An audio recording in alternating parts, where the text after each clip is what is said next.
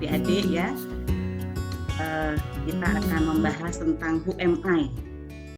Kalau buat Bapak Ibu, rekan-rekan yang belum mengenal Podomoro University, di sinilah kami berada di lantai 3 Central Park di salah satu mall besar di Jakarta, di depan Celebrity Fitness. Jadi kita bisa bekerja sambil berolahraga biar sehat ya. Nah, di depannya inilah kampus kami Podomoro University. Jadi silahkan suatu hari nanti kalau pandemi sudah berakhir, silahkan berkunjung ke kampus kami, melihat-lihat, dan siapa tahu juga kita bisa melakukan sesuatu, bekerja sama, dan lain sebagainya. Nah, Bapak Ibu, teman-teman sekalian, kalau kita ngomongin leadership, ya, itu menjadi sesuatu hal atau satu topik yang kayaknya tidak pernah ada habisnya. Selalu menarik untuk dikaji, selalu menarik untuk diobrolin, selalu menarik untuk dipelajari. Kenapa? Karena memang leadership itu unik ya, tidak hanya sekedar butuh talenta, tidak hanya sekedar butuh proses, tapi juga butuh usaha, dan yang jelas adalah butuh pembuktian. Seseorang mungkin terlahir sebagai pemimpin, tapi ketika proses itu tidak dijalani, ketika usaha itu tidak dilakukan, dia tidak akan bisa membuktikan dirinya sebagai pemimpin. Dan yang paling menarik lagi adalah ketika ngomongin tentang leadership, itu seringkali berkaitan dengan etika. Dan bagaimana menjadi seseorang atau leader yang baik, bahkan berhati nurani, atau bahasa kerennya virtuous. Meskipun pada kenyataannya kita bisa lihat nih, di kehidupan nyata kita, di sepanjang sejarah kita, kita bisa melihat dengan jelas banyak juga pemimpin-pemimpin yang tidak berkarakter baik. Evil, devil gitu ya. Tapi mereka sukses loh. Mereka sukses menjadi pemimpin meskipun mereka tidak berhati nurani, meskipun mereka sebagai pemimpin yang otoriter, yang menekan bawahannya, yang merugikan banyak orang, bahkan dalam jangka waktu yang pendek mereka bisa menjadi pemimpin yang mengerikan, itu pun bisa terjadi. Cuma pertanyaannya, untuk kita di sini, apakah kita lebih suka memilih menjadi pemimpin yang nomor satu, yang memang akan selalu mengutamakan bagaimana kita bisa beretika yang baik, bagaimana kita menjadi pemimpin yang baik, menjadi pemimpin yang berhati nurani, atau yang kedua?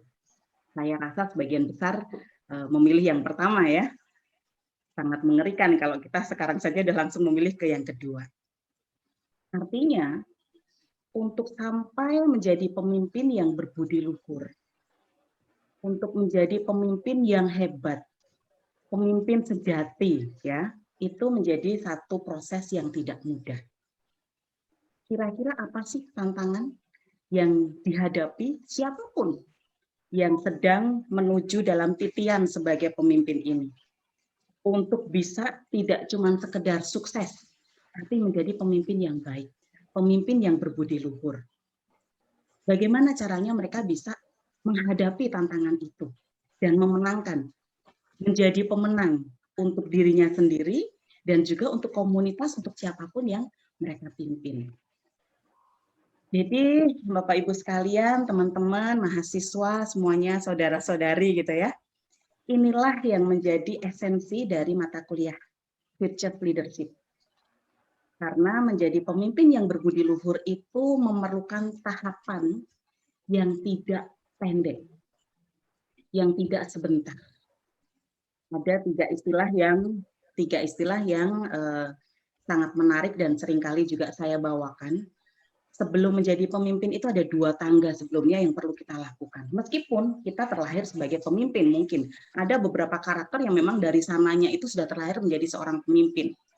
Tapi alangkah baiknya ketika memang kita mau menjadi virtuous leader, itu ada 3 hal yang perlu kita kembangkan bersama-sama. Yang pertama adalah personal mastery. Bagaimana kita bisa menguasai diri kita. Penguasaan diri itu banyak orang bilang siapa sih musuh yang terbesar kita itu? Ya diri kita sendiri. Artinya personal mastery itu juga menjadi sesuatu hal yang gampang-gampang susah. gampang juga enggak, susah juga enggak sebenarnya. Tapi sampai sekarang personal mastery ini menjadi satu hal yang menarik, yang sangat diminati karena berkaitan dengan pengembangan diri seseorang. Kita bisa lihat banyak webinar-webinar, workshop, banyak usaha-usaha orang yang berusaha bagaimana bisa mengenal dirinya dengan lebih baik. Itulah personal mastery.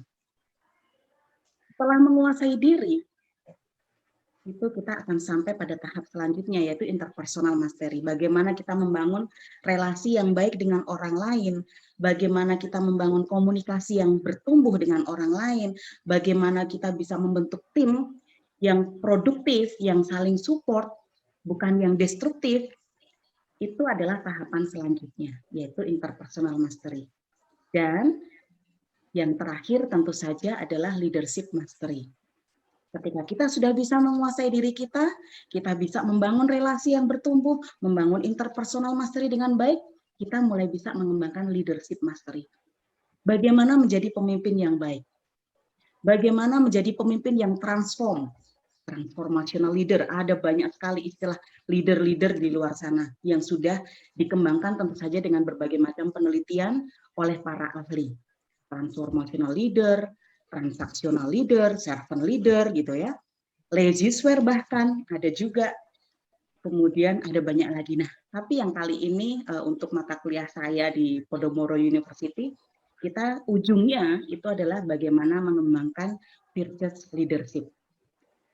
Itu yang menjadi esensi dari mata kuliah ini. Sehingga dengan belajar dari mata kuliah virtuous leadership diharapkan ini tujuannya ya, tujuannya itu ya bisa memahami diri kita. Minimal kita bisa paham dulu bagaimana sih kepribadian kita, karakter kita, apakah emotional intelligence kita cukup dikembangkan. Kita sudah punya, semua orang pasti punya. Tapi apakah cukup bisa dikembangkan atau dibiarkan saja gitu ya. Hidup yang bermakna itu yang seperti apa? Nah, ini adalah sub-sub materi yang akan bisa membantu kita mengembangkan personal mastery yang akan nanti dalam beberapa pertemuan berikutnya. Kemudian memahami bagaimana meningkatkan interpersonal skill kita. Tentu saja ini menjadi bagian dalam interpersonal mastery. Dan memahami tipe-tipe leadership, karakteristiknya, bagaimana ideal leader itu seperti apa dalam situasi terkini, karena kebetulan ini mahasiswa entrepreneurship berarti bagaimana menjadi entrepreneurial leader gitu ya. Dan ini menjadi bagian dari bagaimana kita mengembangkan leadership mastery. Dan yang terakhir diharapkan para mahasiswa di sini bisa memahami penerapan virtues dalam day-to-day-nya pada saat mereka mengambil keputusan. Dan ini tentu saja menjadi satu advance dari nama itu adalah MI. Ini adalah sesuatu hal yang seringkali ditanyakan untuk diri kita, ya. Orang lain juga kadang nanya ke kita pada saat mungkin kita sedang melamar pekerjaan tuh banyak sekali, mungkin di sini ada beberapa teman HRD ya, yang seringkali bertanya, silahkan gambarkan diri Anda, silahkan sebutkan 3 kelebihan Anda, silahkan sebutkan 3 kelemahan Anda. Dalam beberapa event, di kelas maupun di dalam seminar atau apapun, kalau saya nanya, sebutkan 3 kelebihan Anda, itu nggak semua orang gampang untuk menulisnya. Tidak langsung serta-merta bilang, saya ini cerdas, saya ini pintar, saya ini rajin, saya ini disiplin, saya ini sangat bisa ngomong di depan umum, saya ini bla bla bla, itu nggak gampang. Ada salah satu ciri, mungkin ini sebagai karakter dari orang Indonesia ya, yang kalau kita ngomongin kelebihan itu identik dengan kok rasanya kayak sombong ya, gitu.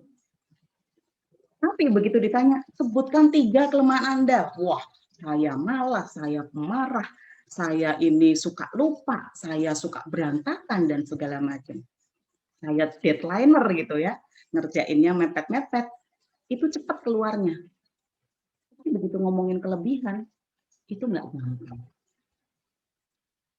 Kalau misalnya dalam proses rekrutmen, yaitu berarti akan berdampak pada keberhasilan saat rekrutmen itu sendiri. Tapi kalau misalnya ini kita terapkan dalam kepribadian kita, dalam diri kita sehari-hari, ketidakmampuan kita dalam menjawab siapakah diri kita, itu bisa berdampak panjang.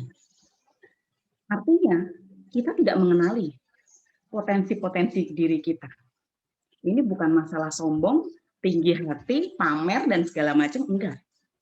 Tapi dengan menanyakan siapakah saya, apa kelebihan saya, apa kekurangan saya, itu justru akan membantu kita lebih maksimal dalam mengembangkan potensi-potensi dan meminimalisir kelemahan-kelemahan yang memang tidak perlu kita kembangkan. Nah, oleh karena itu, mari silakan tulis di chat ya semuanya. Deskripsikan diri Anda dalam 3 kata. Coba. Silakan semuanya untuk bisa mendeskripsikan diri Anda dalam 3 kata. Silakan dituliskan di chat.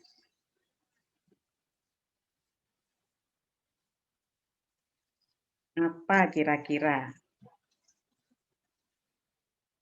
Nah, ini nih salah satu skill yang harus dipelajari di era sekarang adalah digital skill.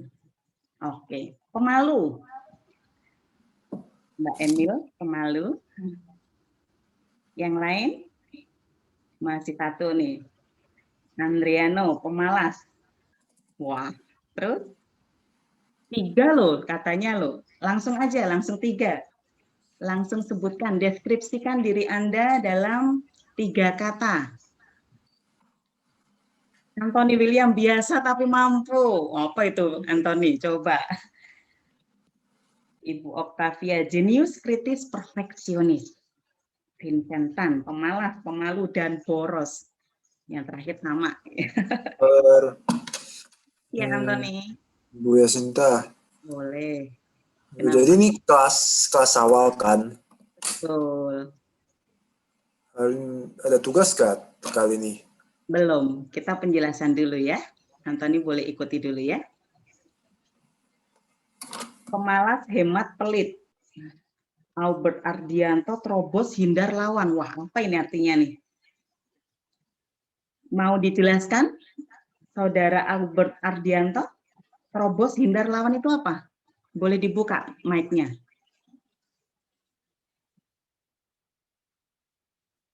Di manakah? Della Lorenza, mageran, pendiam, berantakan. Reinhard, hemat, cintai, pengertian. Pak God, sabar, percaya diri, suka belajar. Suster Fatima, percaya diri, optimis, fleksibel. Gabriela Alvina, rajin, introvert, perhatian. Pak Jonathan Subandi, ini Jonathan Subandi, malas, boros, pede. IB, siapakah? Optimis, hemat, sabar. Yo, kerja keras, percaya diri, optimis. Silakan yang belum terus dituliskan. Ya. Jadi nanti kita bisa bandingkan di awal dan di akhir itu seperti apa.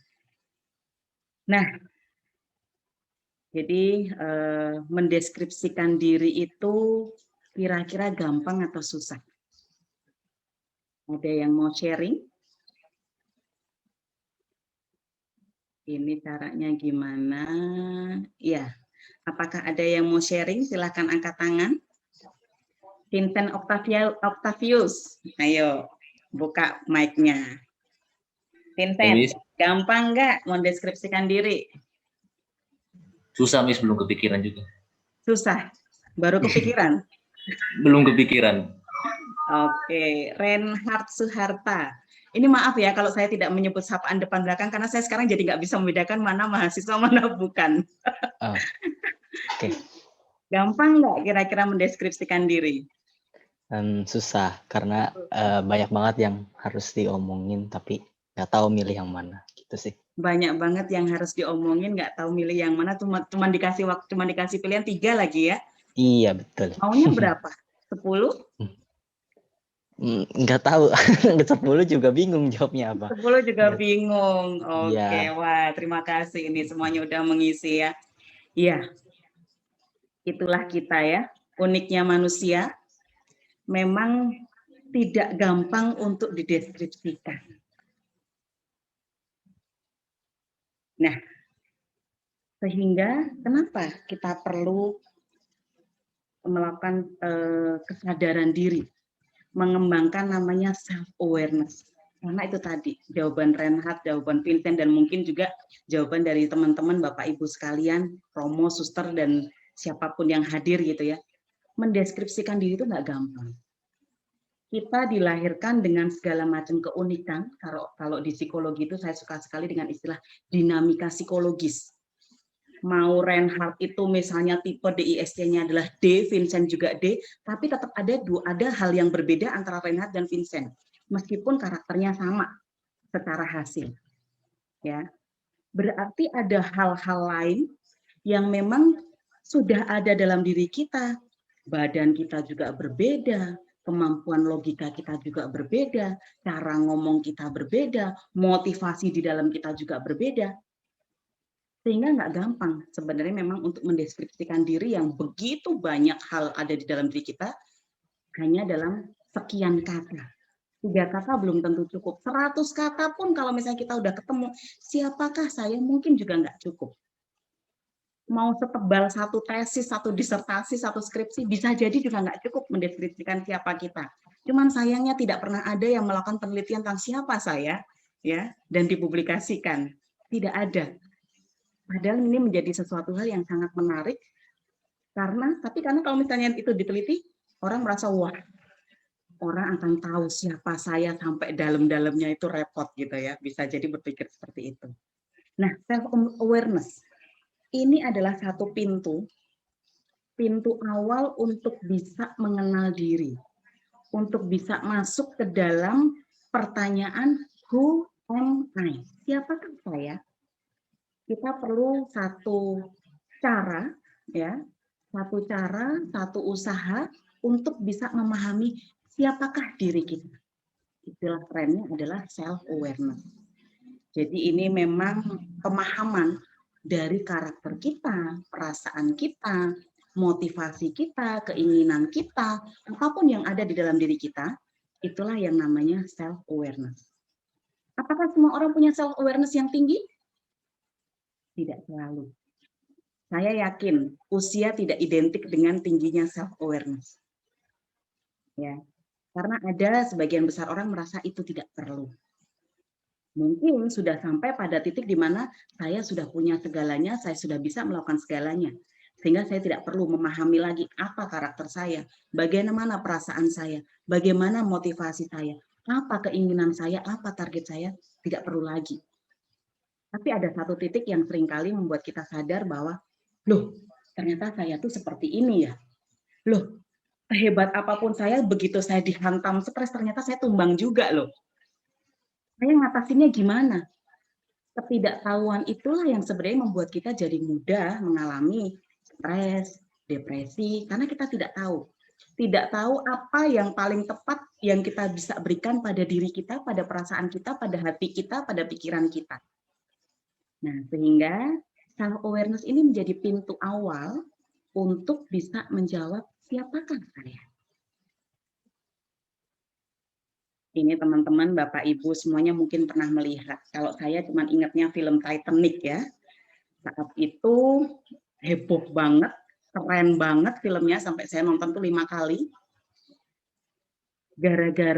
Cuma gara-gara ada satu gunung es yang tadinya kelihatan indah kecil gitu ya, dan ternyata begitu ditabrak bisa mengkaramkan kapal yang besar sekali, yang luar biasa, yang saat itu mewah banget. Dan gunung es, fenomena gunung es inilah yang seringkali dipakai oleh para pakar psikologi untuk menggambarkan manusia. Manusia itu seperti gunung es. Kenapa? Yang terlihat itu tidak sebesar yang tidak terlihat.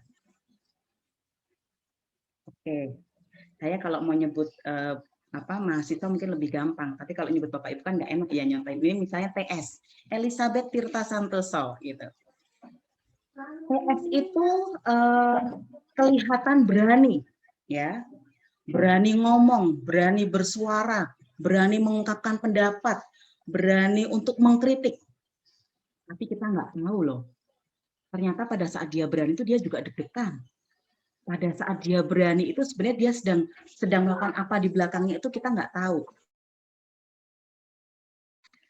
Nah, itu manusia. Yang kelihatan itu adalah perilaku kita, ucapan kita, tindakan kita. Yang nggak kelihatan itu lebih banyak. Pikiran kita nggak kelihatan. Konsep diri kita nggak kelihatan. Self-esteem kita nggak kelihatan. Motivasi kita nggak kelihatan. Ini Vincent lagi serius banget dengerin. Tapi kita nggak tahu di belakang dia lagi mikir apa. Saya lagi mikir, wah habis ini saya mau beli apa ya, atau mau ke mall ya, aduh pacar saya lagi ngapain, kita nggak tahu. Iya kan? Apa yang kelihatan itu tidak selalu menggambarkan apa yang tidak kelihatan. Alam sadar dan bawah sadar itu lebih luas alam tidak sadar, alam bawah sadarnya, bukan alam tidak sadarnya ya. Serem kalau tidak sadar semua. Jadi, misalnya ada pernyataan, saya takut. Itu pernyataan yang keluar dari mulut kita, tapi di belakangnya takut apa? Kenapa takut? Kok bisa takut? Itu yang alam di bawah sadarnya. Yang seringkali kita nggak gali juga.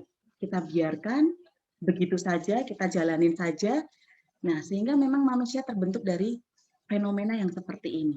Dan apakah kita harus membuat jadi alam bawah sadarnya ini menjadi lebih besar, yang muncul di atas lebih besar? Tidak harus. Belajar Who Am I itu tidak membuat kita akan membalikkan fenomena gunung es ini.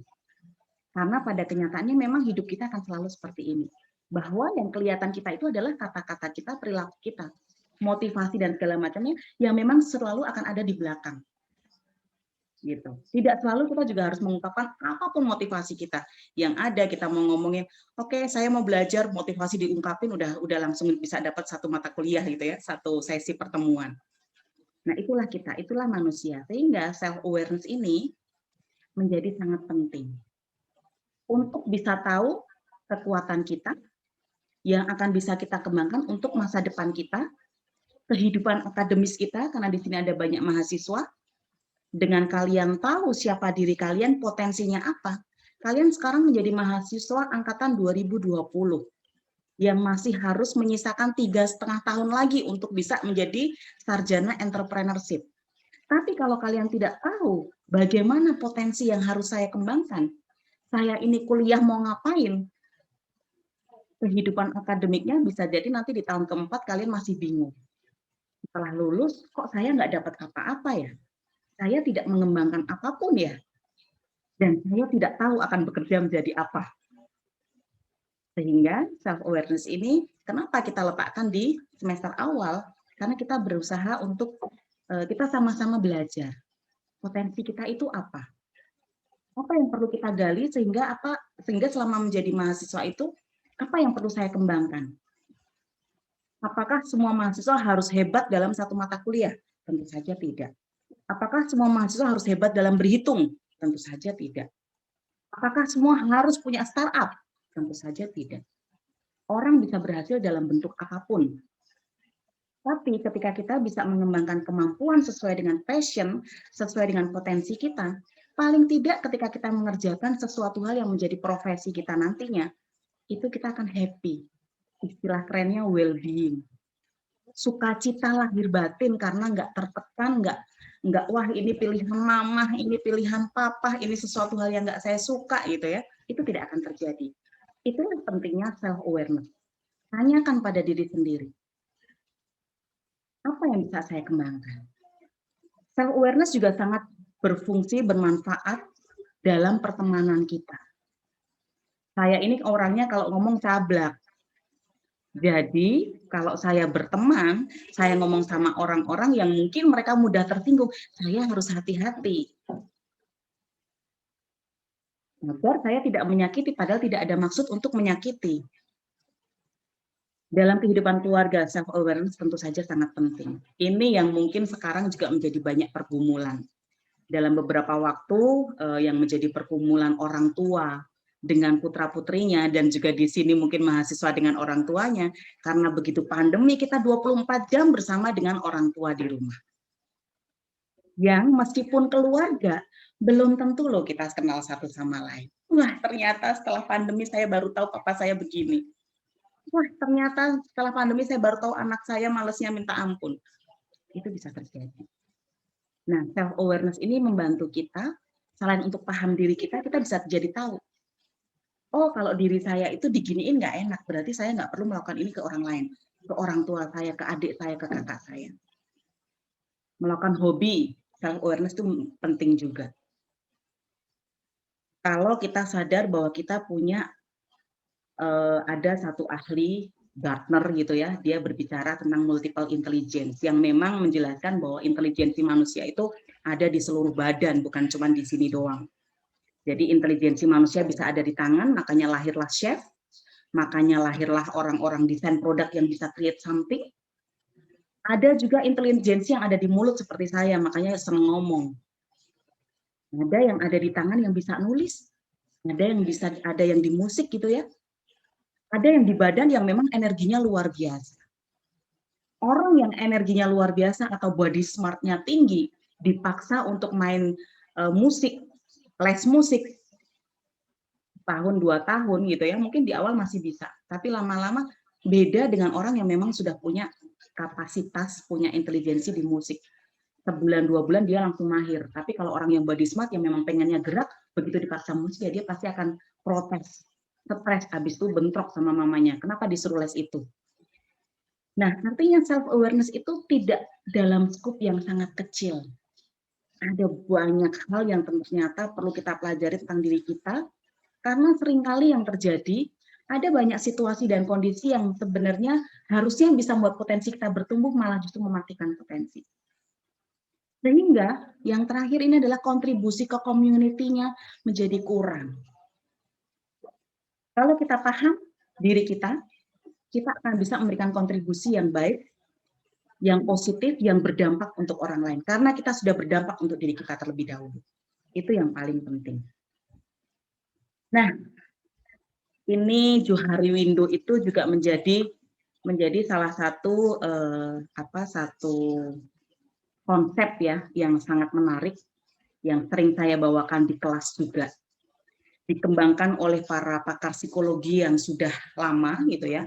Ini dikembangkan oleh Joseph itu dari 1916 dan Harrington Ingham itu udah sama di 1916 juga ya. Dia mengatakan bahwa setiap manusia itu punya 4 jendela. Jadi marilah kita bersama-sama bertanya pada diri kita. Di manakah kita, area manakah kita yang lebih banyak berkembang di antara jendela ini? Jendela yang pertama itu adalah open self. Open self itu adalah saya tahu diri saya, orang lain juga tahu diri saya. Contoh, saya bawel. Ini yang nongol di depan saya ini Vincent terus, jadinya kesebutnya Vincent terus. Ya, Beatrix lah, nguap. Jadi misalnya, karena kita belum kenal ya Beatrix ya, siapa yang udah kenal di sini, jadi tahu saya bawel. Itu berarti ada di open self. Saya tahu, orang lain juga tahu. Jendela yang kedua, hidden self. Saya tahu diri saya, orang lain nggak tahu. Ini yang disebut dengan area rahasia. Saya tahu diri saya, orang lain nggak tahu. Misalnya, saya ini ternyata saya bisa nyanyi loh, gitu ya. Tapi di kamar mandi. Orang lain nggak tahu, karena saya nggak pernah nyanyi di depan umum. Saya rahasiakan.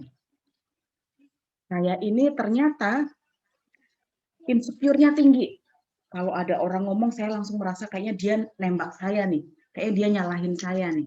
Orang lain nggak tahu. Itu adalah area rahasia kita. Jendela yang ketiga, blind spot. Orang lain tahu, diri kita nggak tahu. Mungkinkah terjadi? Mungkin.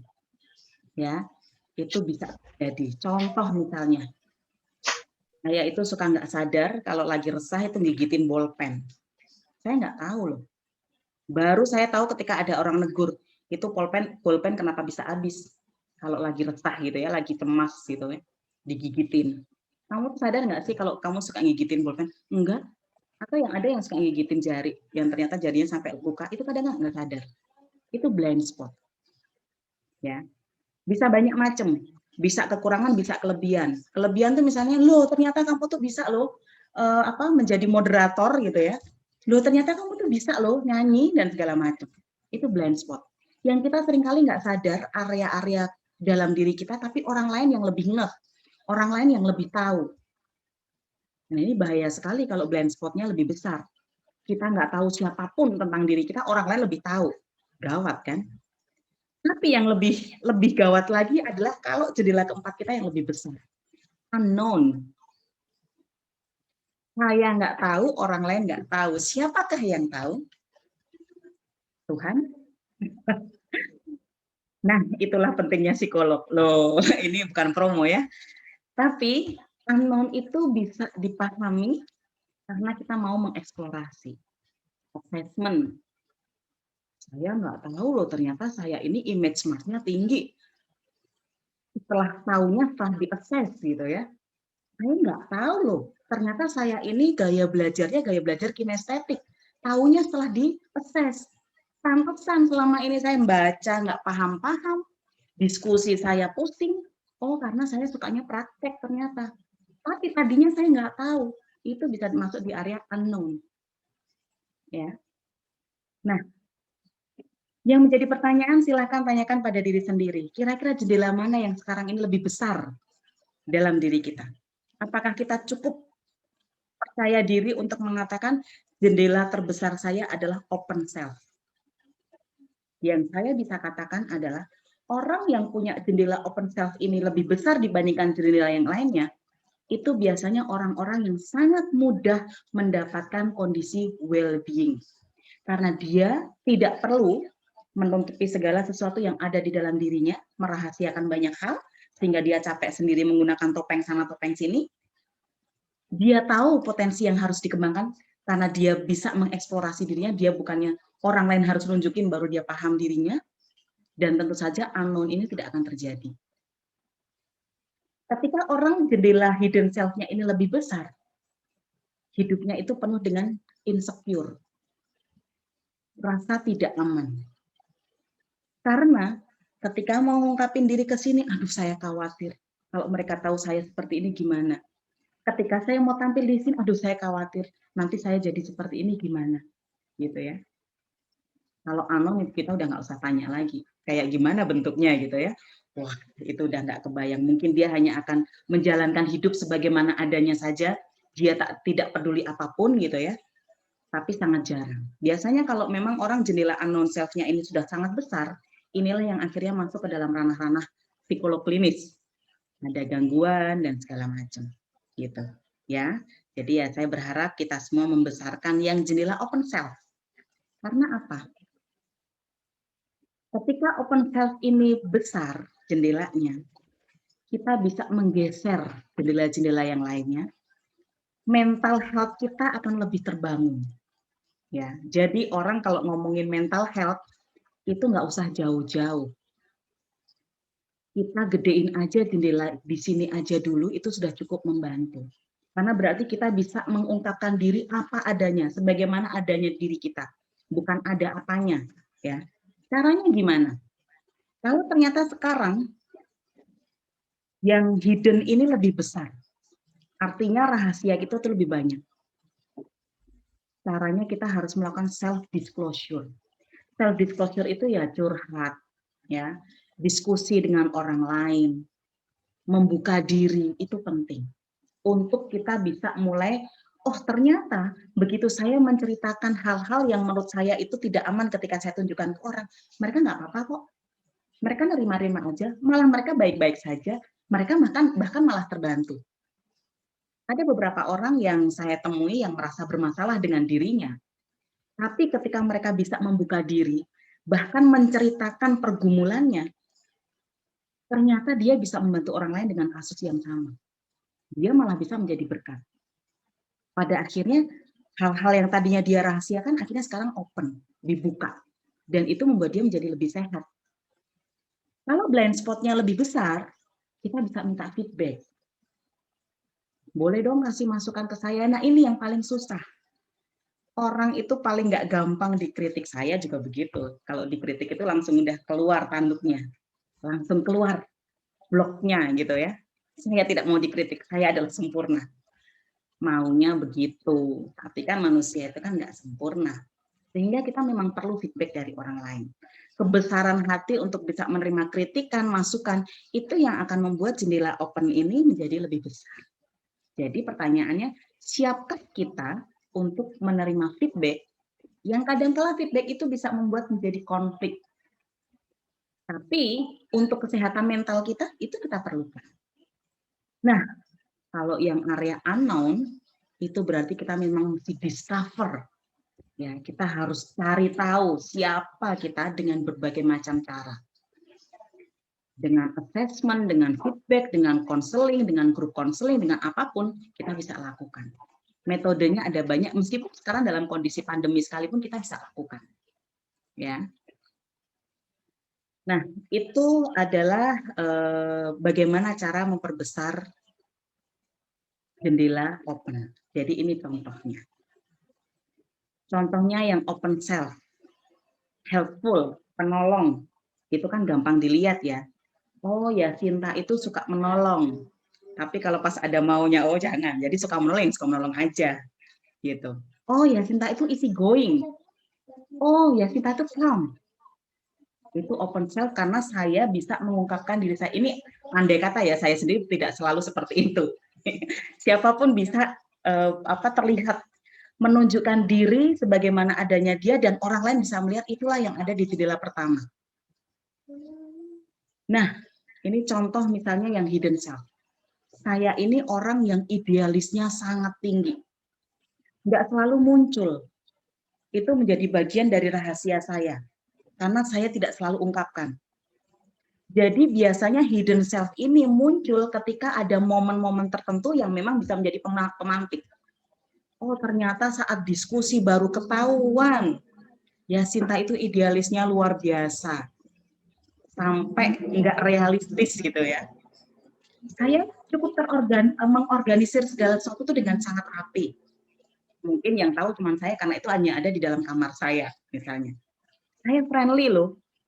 Tapi ada situasi-situasi, kejadian-kejadian yang membuat friendly saya ini tidak dirasakan oleh orang di sekitar saya. Nah, itu berarti masih di area hidden. Tahu? Blind spot gitu ya. Saya itu nggak sadar ternyata saya itu perfeksionis. Kalau ngerjain sesuatu itu harus sampai sempurna dulu, makanya lamanya banget. Baru saya bisa plong. Padahal sesuatu itu kalau dikerjakan, kalau yang namanya perfeksionis itu, untuk orang perfeksionis nggak akan ada batas kesempurnaannya. OCD. OCD tahu? Obsessive Compulsive Disorder. Ya, kita nggak sadar. Ada orang-orang yang tidak sadar bahwa oh saya ini OCD loh. Pandemi membuat kita semakin OCD karena segala sesuatu kita harus bersihkan ya. Dikit-dikit cuci tangan. Begitu mau apa pokoknya pakai tisu basah. Konsep bersihnya itu sangat berlebihan. Ya makanya jadi obsessive compulsive disorder. Loh, ternyata saya punya image smart. Ini juga sesuatu hal yang saya nggak sadari. Ternyata begitu gambar itu gambar saya posting itu yang suka banyak banget.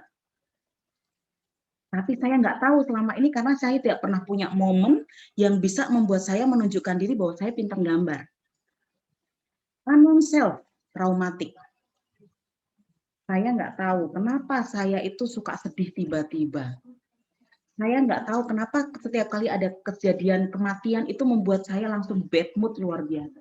Ternyata saya punya traumatik, luka batin yang saya tidak tahu. Itu bisa menjadi unknown self. Dan itu bisa menjadi area yang sangat besar di dalam diri kita dan mengganggu keseharian kita. Potensi kita. Loh, ternyata saya itu punya logic smart yang sangat tinggi loh. Saya itu ternyata orang yang memang punya karakter yang bisa mengembangkan diri, yang suka belajar banyak hal. Cuman selama ini, karena saya belajarnya lama, saya belajarnya dikit-dikit sehingga saya nggak maksimal. Potensi kita itu bisa ada di area open self, bisa di hidden self, bisa di blind spot, bahkan bisa di unknown self ketika kita tidak coba cari. Nah, pertanyaan-pertanyaan ini yang menjadi sesuatu hal yang mungkin kita bisa renungkan bersama, bahkan itu untuk diri saya. Saya senangnya ngajar itu karena itu juga sebenarnya membantu saya untuk belajar lebih lagi, ya. Dalam hal ini konteksnya adalah saya sharing, saya tidak menggurui. Ini adalah ilmu-ilmu yang bisa kita cari, yang bisa kita temukan. Tapi buat saya ini sangat menarik dan inline dengan proses kita untuk mengenali diri kita, who am I, gitu. Nah, jadi bagaimana caranya kita bisa menggeser agar jendela yang pertama itu bisa menjadi lebih lebar. Ya, bagaimana kita bisa menunjukkan ke orang lain bahwa meskipun saya ini idealis, tapi idealis yang seperti apa yang bisa diterima oleh orang lain, sehingga saya nyaman menunjukkan bahwa diri saya idealis, orang lain juga bisa menerima bahwa saya ini idealis. Bagaimana cara saya menunjukkan bahwa saya ini orang yang rapih, saya nggak suka berantakan, tapi itu tidak mengganggu orang lain. Itu yang menjadi jembatan yang harus kita pikirkan ketika kita berusaha untuk self-disclosure, ketika kita berusaha untuk membuka diri, ketika kita mau menggeser dari jendela-jendela, 3 jendela kita itu ke dalam jendela open self. Fine, memang semua orang punya rahasia. Tapi rahasia itu apakah justru membuat potensi kita menurun, tidak bertumbuh, dan kita jadi terhambat karena saya tidak mau orang lain melihat saya itu rapi, jadi saya tunjukin saya berantakan. Saya itu jaim kalau dilihat saya ini friendly. Saya pengennya orang tuh melihat saya ya berwibawa dan ini ya karismatik gitu. Padahal sebenarnya saya begitu ketemu dengan orang yang cocok, wah saya bisa hahahi. Dan sebenarnya dengan orang bisa melihat kita hahahi, jejaring kita jadi lebih luas. Artinya sudah, mungkin kita perlu bertanya dalam diri kita. Yang kita rahasiakan itu apakah memang akan kita kubur di sana? Padahal ketika itu dikeluarkan, itu bisa menjadi berkat untuk kita dan juga bisa menjadi berkat untuk orang lain. Nah, kalau blind spot sama unknown self itu ya memang sesuatu hal yang harus kita gali. Jadi, mau tidak mau ya kita harus melakukan sesuatu untuk bisa mengeluarkan potensi-potensi di dalam sana ke dalam open self. Luka batin, apakah juga perlu dibuka? Salah satu cara untuk menyembuhkan luka batin itu juga memang harus acceptance dulu. Menerima dulu. Nggak nerima, ya nggak bisa disembuhkan. Jung, salah satu ahli psikologi terkenal, ya, itu juga bilang, jika kita tidak bisa menerima diri kita, kita tidak akan bisa mengubah apapun, bahkan yang ada di dalam diri kita. Dalam beberapa kali saya selalu sebut ini. Karena memang penerimaan itu yang paling tidak mudah. Tidak semua orang bisa menerima bahwa saya tuh pernah punya trauma yang sangat luar biasa. Tidak semua orang bisa menerima. Nggak semua orang juga bisa menerima bahwa saya punya luka batin. Tapi kalau memang kita punya keinginan mengembangkan diri, mengetahui diri kita yang sesungguhnya, ini adalah salah satu hal yang memang perlu kita buka. Karena kalau kita tidak terima, kita tidak buka, kita tidak akan bisa disembuhkan. Potensi itu juga menjadi suatu hal yang harus digali. Itu Johari Window dan segala macam pernik-perniknya yang bisa kita kembangkan menjadi banyak hal yang menurut saya sangat menarik untuk menjadi satu proses mengenal diri dan melakukan self-assessment. Kira-kira kita ini lebih besar jendela yang mana? Itu menjadi pintu pembuka insight kita untuk, oh ya ampun, ternyata saya ini hidden self-nya lebih gede ya. Pantesan kayaknya mau ngapa-ngapain tuh susah gitu. Oh pantesan saya tuh blind spot-nya gede ya. Jadi saya tuh nggak ngerti kalau ditanya mau ngambil jurusan apa aja, nggak tahu. Mau kerja jadi apa? Nggak tahu. Sukanya apa? Nggak tahu. Bisa jadi blind spot-nya sangat besar. Karena begitu ditanya apapun, bahkan tentang diri kita, kelebihanmu apa? Nggak tahu. Kelemahannya? Nggak tahu juga. Berarti PR-nya masih banyak, ya kan?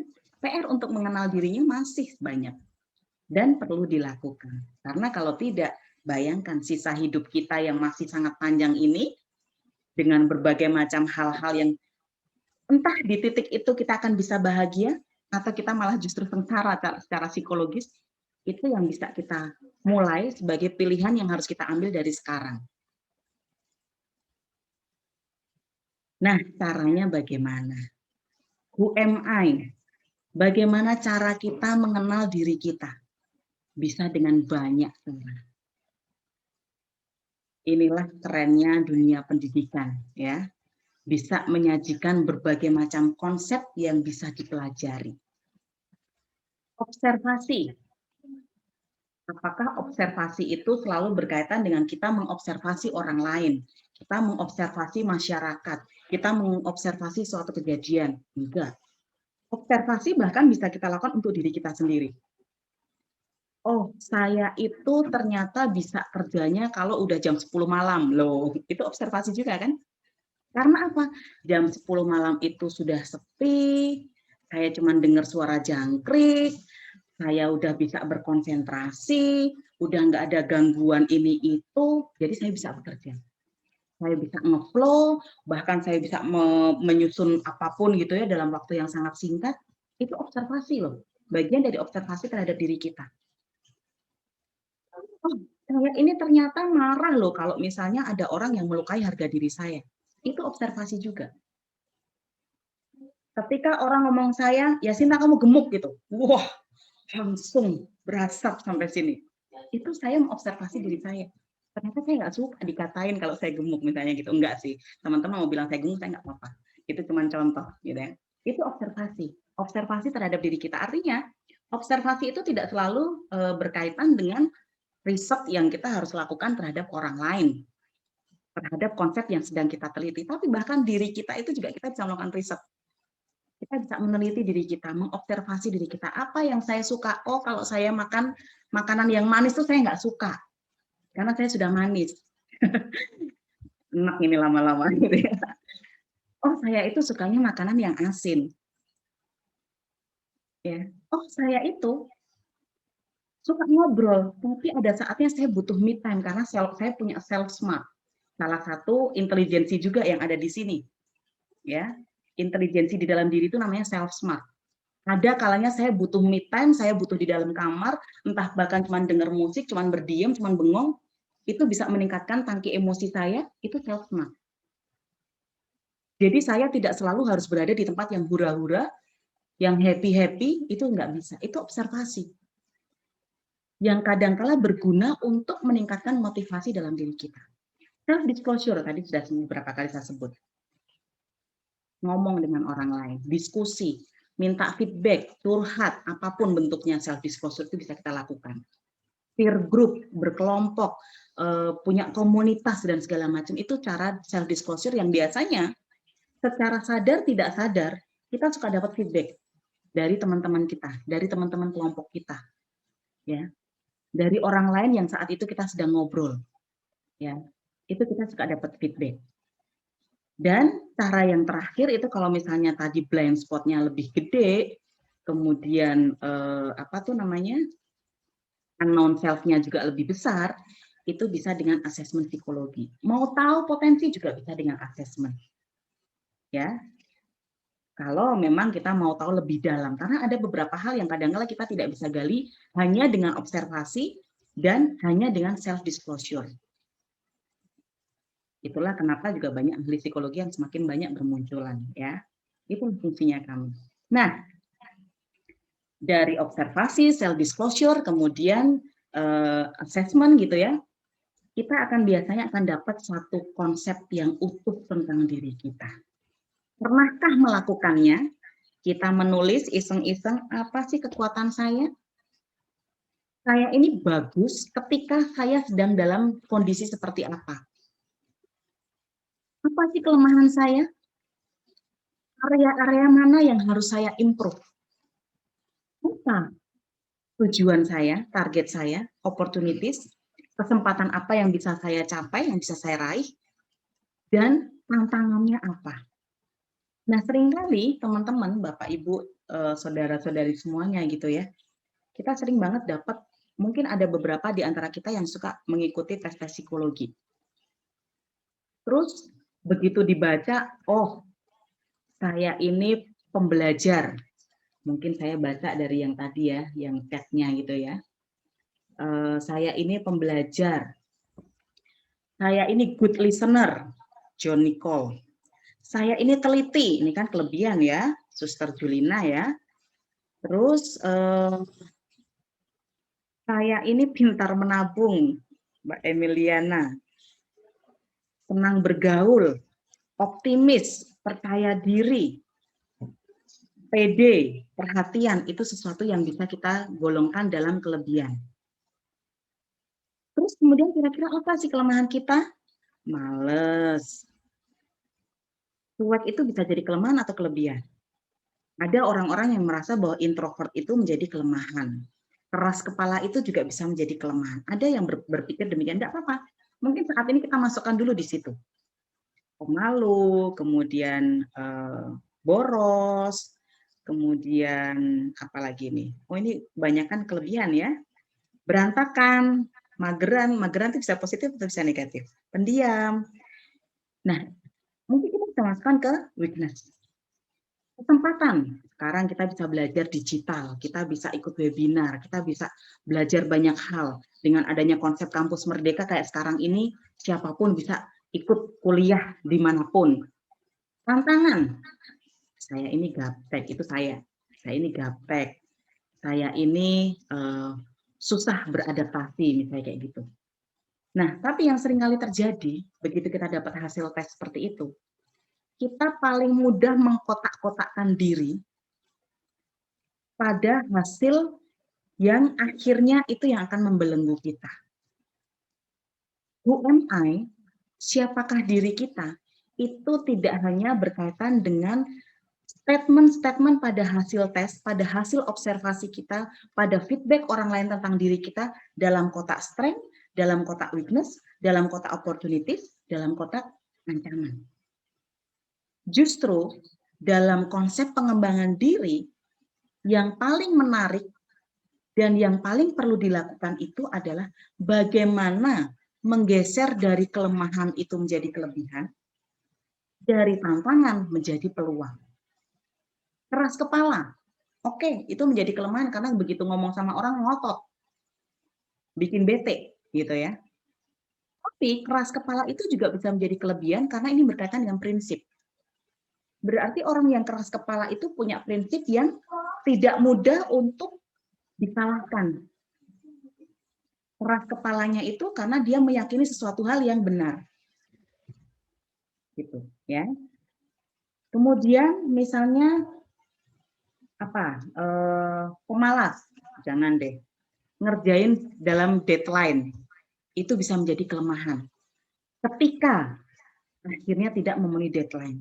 Tapi orang yang bekerja deadliner gitu ya, itu biasanya bisa digeser menjadi kelebihan kalau dia tetapkan deadline dengan tugas yang banyak. Saya pernah dapat satu quote gitu ya yang sangat menarik. Berikan pekerjaan kepada orang yang sibuk. Karena apa? Orang yang sibuk itu pasti akan mempertanggungjawabkan ketika ia bilang iya. Ketika mereka bilang iya, mereka pasti akan memenuhi. Nah, artinya kita bisa menggeser.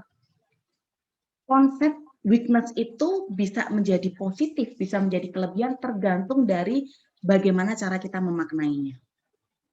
Itulah yang menjadi pentingnya mengenal diri, tidak hanya sekedar dalam menetapkan apa kelebihan kita, apa kelemahan kita, apa tantangannya, apa kesempatannya, apa opportunities-nya, tapi bagaimana kita bisa mengelola itu sehingga weakness-nya pun menjadi kecil, strength-nya menjadi besar, talentanya yang tadi cuma 1 bisa menjadi 10, bisa menjadi 20, bisa menjadi 30, bisa berlipat-lipat.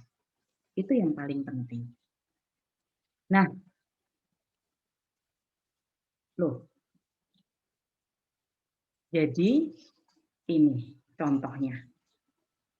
Dalam mata kuliah Psikologi of Entrepreneurship itu yang biasanya saya ajarkan di semester ganjil, itu saya sering mengajak mahasiswa untuk melakukan analisa diri. Analisa diri ini salah satunya yang menggunakan SWOT. Ini juga menjadi satu konsep, satu cara untuk mengenal who am I. Ya. Pada akhirnya ketika melakukan analisa diri, kita akan belajar dengan berbagai metode untuk tahu siapa kita. Ternyata saya ini punya attitude never say die. Wes, pokoknya apapun bisa gitu ya.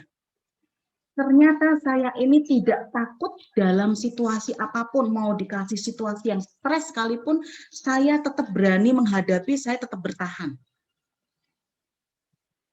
Dalam beberapa kesempatan orang setelah melakukan analisa diri baru ketemu. Ternyata saya ini fast learner. Belajar tuh cepat, nggak usah susah-susah. Kalau ada beberapa kali yang pernah ngikut penjelasan saya tentang karakter manusia yang ada 4, yang batu, air, spons, sama reverse.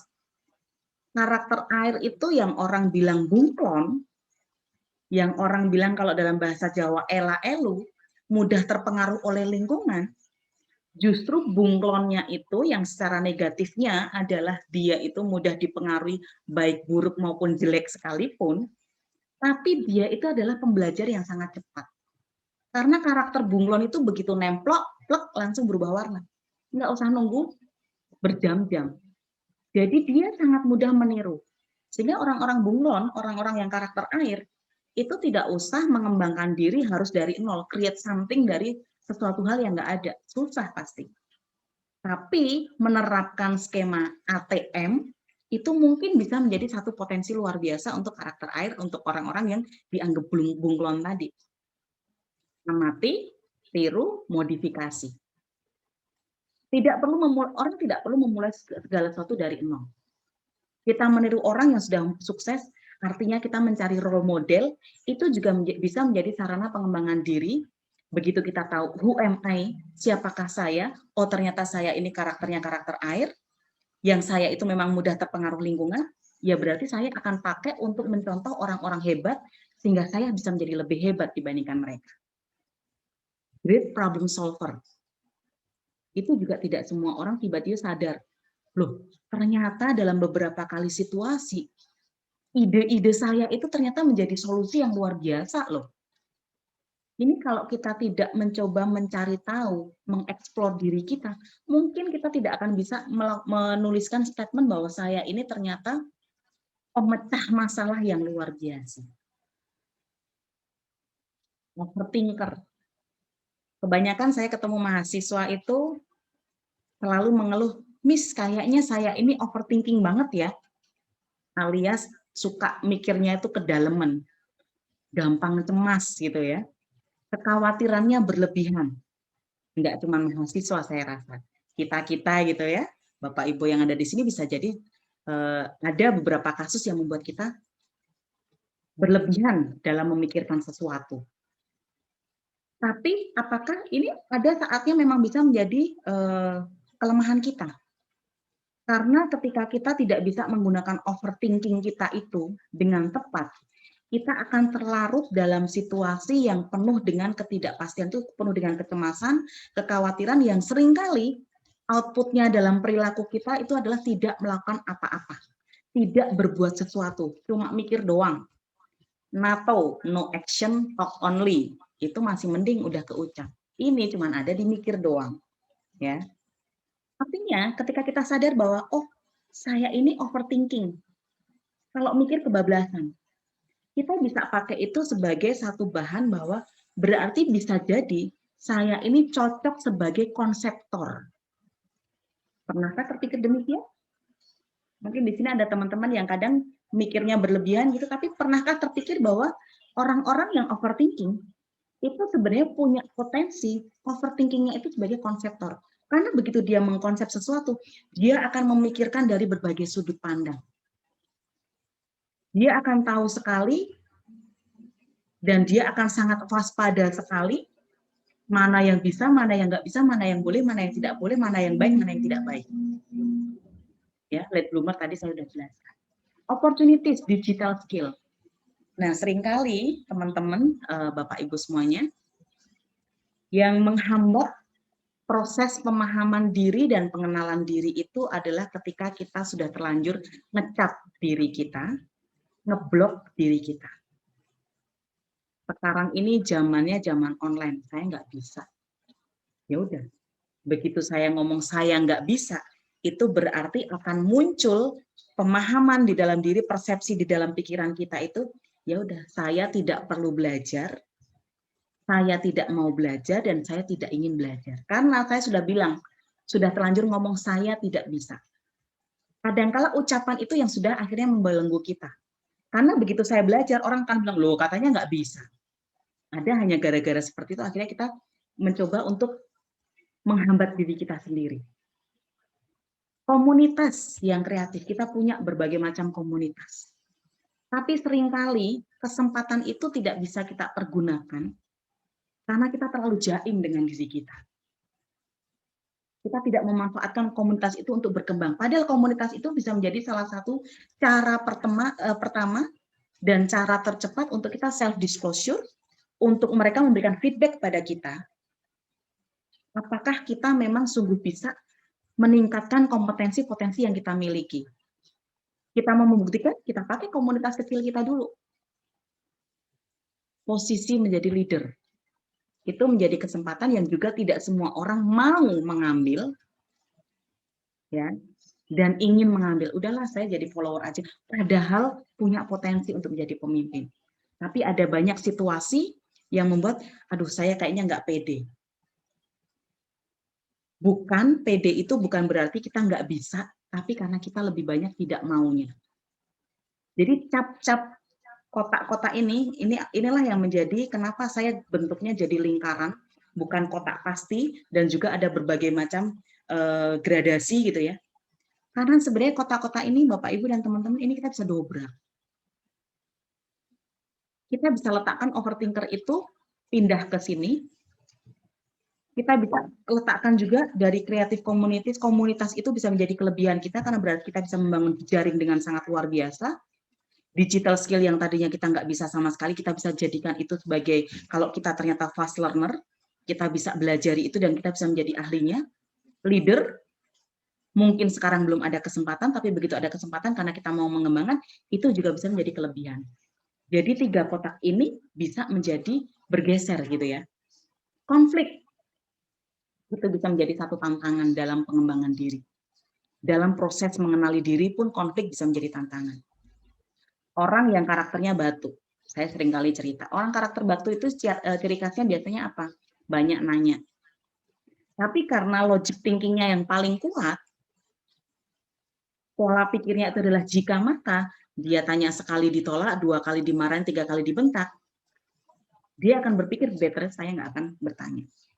Padahal bertanya itu adalah cara dia belajar. Ya, toxic people. Kita ketemu dengan orang-orang yang suka bergosip. Kita ketemu dengan orang-orang yang suka membicarakan orang lain. Kita ketemu dengan orang-orang yang suka mengganggu. Kita ketemu dengan orang-orang yang menjatuhkan diri kita. Kita rasanya kok banyak orang yang membenci kita. Kita berada di lingkungan yang kita merasa ada banyak toxic people di sekitar kita yang mengganggu kehidupan kita. Itu tantangan, itu ancaman. Tapi ketika kita bisa mengelola diri kita, toxic people itu ya pasti akan ada dimanapun. Cuman pertanyaannya, apakah kita akan melibatkan itu di dalam kehidupan kita? Nah itu yang menjadi penghambat dari proses pengenalan diri kita, ya nggak usah. Jadi area-area yang bisa kita abaikan, ya kita abaikan. Kalau memang kita sedang berproses, kita akan fokus dalam proses pengembangan diri. Ya. Nah, sehingga konsep dari SWOT analisis terkait dengan diri sendiri, itu adalah konsep yang tidak saklek, teman-teman, Bapak Ibu. Ya. Ini adalah konsep yang sangat bisa bergeser, tergantung dari kita. Tergantung dari bagaimana kita menyikapi, bagaimana kita mempersepsi, dan bagaimana kita memperlakukannya. Fast learner, apakah dia akan selalu menjadi keunggulan kita? Bisa jadi itu akan menjadi kelemahan kita. Ya. Kalau kita belajarnya banyak, tapi kita tidak pakai. Belajarnya cepat, banyak yang kita bisa belajar, tapi kita nggak pakai. Yang tadinya itu jadi kelebihan, itu bisa pindah jadi kelemahan. Karena akhirnya banyak yang dimau dan tidak ada yang berhasil. Nggak fokus. Jadi semuanya sangat mungkin terjadi. Nah, pertanyaannya adalah bagaimana kita akan mengelolanya. Sehingga konklusinya, ini sudah mau di bagian akhir gitu ya. Ada satu quote yang saya suka. I am strong because I know my weakness. Saya kuat. Saya bisa menjadi hebat karena saya tahu kelemahan saya. Saya tahu bagaimana saya menyikapi kelemahan saya sehingga saya justru malah bisa dikuatkan. Karena saya cewek, jadi I am beautiful, ya. I am beautiful because I am aware of my flaws. Karena saya sadar kekurangan saya. Jadi saya bisa tahu bagaimana saya memperlakukan diri saya. Saya tidak perlu meng-highlight kekurangan saya, tapi perlu meng-highlight kelebihan saya, sehingga saya bisa ngomong bahwa I am beautiful. Saya cantik meskipun saya gemuk gitu ya, dan I'm happy. Gitu. Kemudian I'm fearless, karena saya belajar untuk mengetahui. Saya bijaksana, karena saya belajar dari banyak kesalahan saya. Ada satu pernyataan juga yang menarik menurut saya tentang hal ini. Part of being humble, salah satu cara kita untuk menjadi rendah hati, bukan rendah diri, adalah justru karena kita menyadari kita melakukan banyak kesalahan. Who am I? Mengenali diri itu bukan berarti kita akan luput dari kesalahan. Tapi bagaimana kita bisa menyikapi dan kita belajar dari kesalahan itulah yang membuat kita pada akhirnya bisa tumbuh menjadi pribadi yang bijak dan pribadi yang rendah hati. I am a lover. Saya ini pecinta karena saya tahu rasanya membenci, ya. Dan saya bisa tertawa karena saya tahu bagaimana rasanya saat saya sedih. Ini adalah konsep UMI yang menunjukkan bahwa setiap manusia itu akan selalu ada pada kondisi ekstrim kanan dan ekstrim kiri. Setiap orang itu akan ada pada kondisi di mana kita bisa penuh dengan kelemahan, tapi kita juga akan ada dalam kondisi kita bisa mengeksplorasi kelemahan itu menjadi kelebihan. Dua titik ini memang sudah Tuhan berikan kepada kita sebagai satu anugerah, yang akhirnya bisa membuat kita mensyukuri kelebihan kita karena kita punya kekurangan. Coba bayangkan kalau kita semuanya serba hebat, kita serba kuat, kita serba bahagia, kita nggak pernah sedih, kita nggak pernah tahu rasanya membenci, kita nggak pernah tahu rasanya dibenci. Kayaknya pelangi itu tidak akan ada ya, karena pelangi itu kan ada justru setelah hujan. Artinya ya memang selalu ada fase-fase yang membuat kita jatuh, tapi kemudian kita bangun, yang membuat kita lemah dan kemudian akhirnya membuat kita kuat. Jadi self-awareness itu, teman-teman, Bapak Ibu sekalian, adalah salah satu cara untuk bisa membuat kita berani berkata terhadap diri sendiri, dari hal yang tidak mungkin menjadi mungkin. Ya, dari hal yang saya tidak bisa lakukan, menjadi saya bisa lakukan. Itu adalah fungsi dari self-awareness. Dan bisa membuka kunci potensi-potensi yang ada di dalam diri kita, sehingga kita bisa memaksimalkan segala sesuatu, talenta, potensi, kelebihan yang ada di dalam diri kita. Kucing aja bercermin bisa jadi singa, itu singa ya. Apalagi kita, manusia dengan segala macam talenta yang sudah diberikan.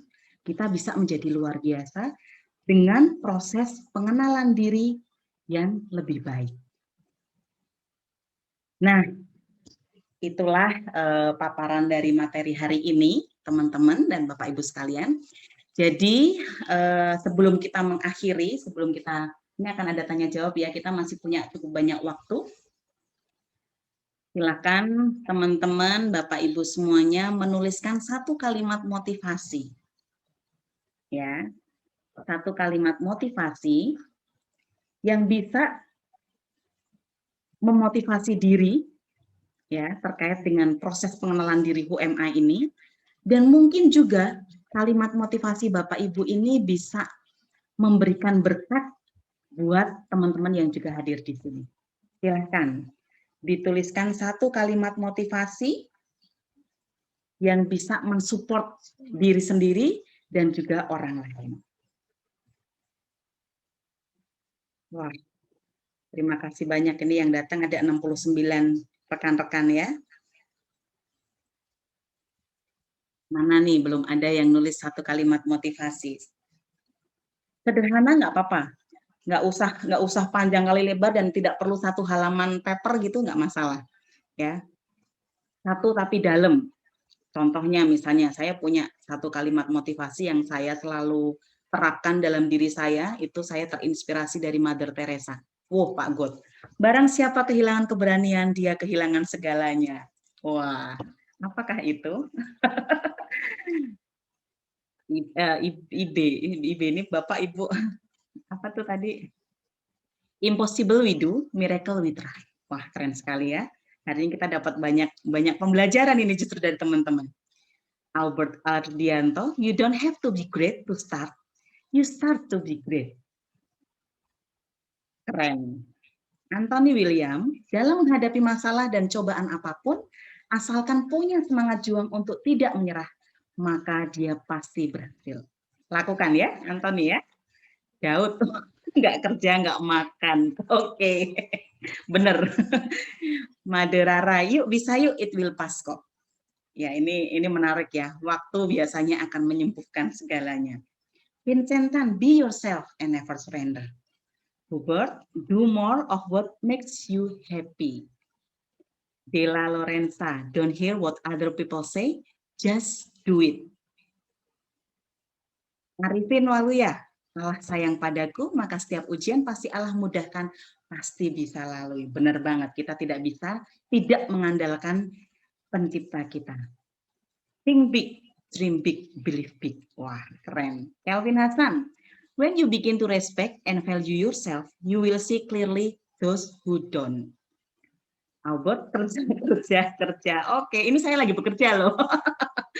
Maria, kelemahan bukanlah alasan untuk menyerah, tapi menjadi batu loncatan dan semangat untuk berubah. Terima kasih. Jessica, memberi sekecil apapun untuk membahagiakan diri sendiri dan orang lain. Ya, do a little thing with a great love. Itu yang tadi saya yakini. Frida, ini Frida Rosalin kan? Wah, berdoa, bekerja, percaya. Ini teman, kalau benar Frida Rosalin, ini teman saya waktu dulu, bertahun-tahun yang lalu. Sekarang kita udah ketemu, udah sama-sama menggemuk bersama. Christine Lerin, akan menjadi 1000 langkah jika dimulai dengan melangkah. Ya, bagus. Felix, wujudkan mimpi. Ya, kadangkala kita merasa mimpi itu hanya sekedar mimpi, padahal mimpi itu sebenarnya langkah awal untuk kita bisa melakukan sesuatu.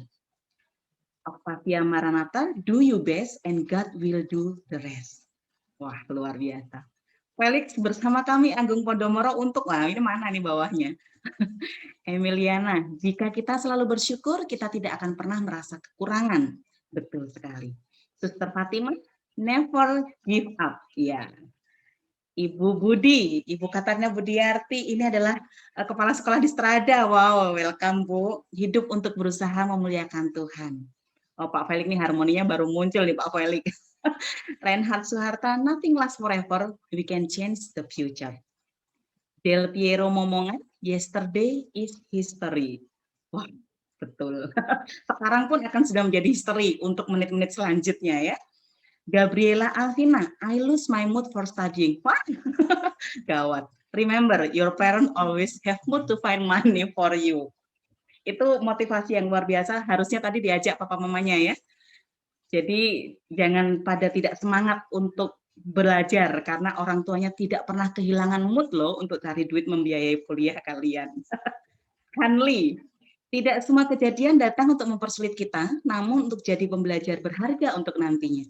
Karena harus hujan dulu, baru ada pelangi. Karena terkadang pelangi ada saat hujan turun. Ya, jadi masih nangis-nangis itu pun ada pelangi ya. Yang membuat kita bersyukur. Albert, kita harus kuat karena dunia tidak selunak Bandung Presto. Oke. Tidak selunak atau tidak seenak? Ayo, yang mana ya? Jadi thank you teman-teman semuanya yang sudah menuliskan kalimat motivasi. Oh, ini ada lagi. Ada lagi. Wah, Ibu Dian dari LL Dikti. What's your feel find you? Terima kasih kehadirannya. Theodora Christina, cari kekuatan, ingat diri sendiri. Kalau bukan diri sendiri, yang berjuang siapa lagi? Ini saya kayak baca di ini ya, kayak baca di radio. Tapi keren, saya juga merasa disemangati oleh teman-teman. Terima kasih untuk diri sendiri yang masih bertahan sejauh ini, Sevnita Sari. Kita kuat dan kita bisa. Amin. Karena kita masih harus melewati pandemi yang terus berlangsung sampai kita nggak tahu kapan. Jadi kita kuat dan kita bisa. Thank you Ibu Yasna, I'm blessed, God bless you too. Oke, nah jadi the only person you are destined to become is the person you decide to be. Nah ini maaf ya kalau bahasa Inggris saya tidak jelas karena saya pun suka dikritik oleh anak saya. Jadi artinya bahwa takdir untuk diri kita itu intinya ya yang bisa menentukan adalah kita. Kita mau jadi seperti apa nantinya, kita mau bagaimana, kita mau dikenang sebagai orang yang seperti apa, kita mau bercerita ke anak cucu kita itu menjadi orang yang seperti apa, itu ditentukan oleh kita. Dan bisa kita mulai dari sekarang dengan mengenali siapa diri kita. Karena dengan mengenali siapa diri kita ya tadi, seperti yang saya sudah jelaskan, karena kalau saya jelaskan lagi akan ada 2 SKS lagi. Yang kita bisa ketemu lagi nanti tanggal 15.